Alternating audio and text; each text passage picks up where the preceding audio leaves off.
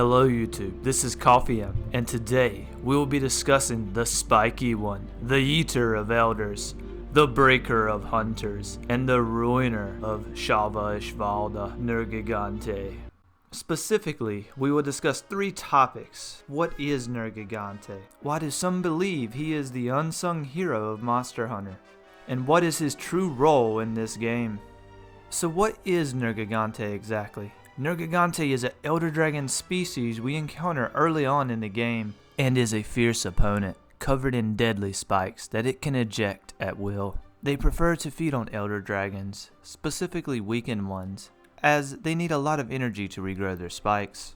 And if it manages to get enough energy, it can even reproduce through its shed spikes, which can then grow into eggs and further increase their numbers. So in other words, the more energy Nergigante can consume, the more quickly their population can grow. Now that we are familiar with this spiky boy, moving on to the next topic. Why do some people think he is the hero of this game? One argument supporting this is a scene in the endgame of Iceborne where Nergigante slays Shala Ishvala, then flies away, saving the lives of several hunters as a result.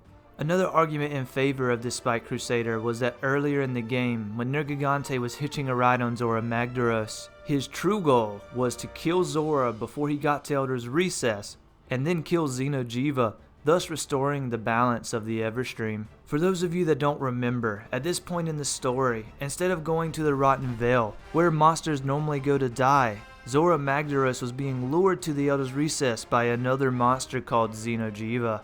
Xeno'jiiva wanted to feed off his energy. If Zora Magdaros would have died in the Elder's Recess, the massive amounts of energy it would have released would have been really bad news for the areas around it. So in this argument, Nergigante's actions were to stop this from happening. So what is Nergigante's true role in this game? Is he really some benevolent entity out to save the day?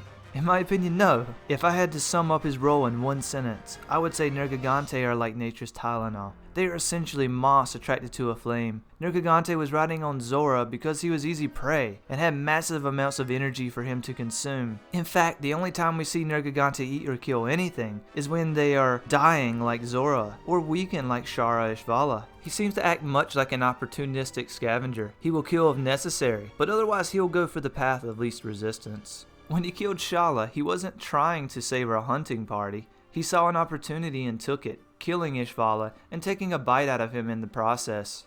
The only reason he didn't stick around and finish his meal is because we were there and he decided it wasn't worth the energy. Nergigante fill an ecological niche in Monster Hunter. They keep the Elder Dragons in check by consuming them if their numbers get too large. On the flip side though, if the Nergigante numbers get too large, they will cause Elder Dragons to flee their natural habitats. And considering these guys are basically walking avatars, they would cause major problems in the areas they flee to. So this is where we come in as hunters. At the end of the day, the hunters are the only ones with agency in their actions. And lore-wise, a lot of thought and consideration is given before they slay monsters in order to ensure the overall balance of the world is maintained. So the true hero in this game is you. But hey, that's just a theory. A Nergigante theory.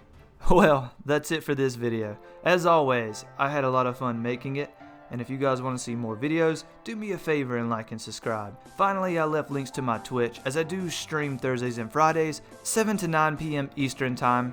And as always, may the Sapphire Star light your way.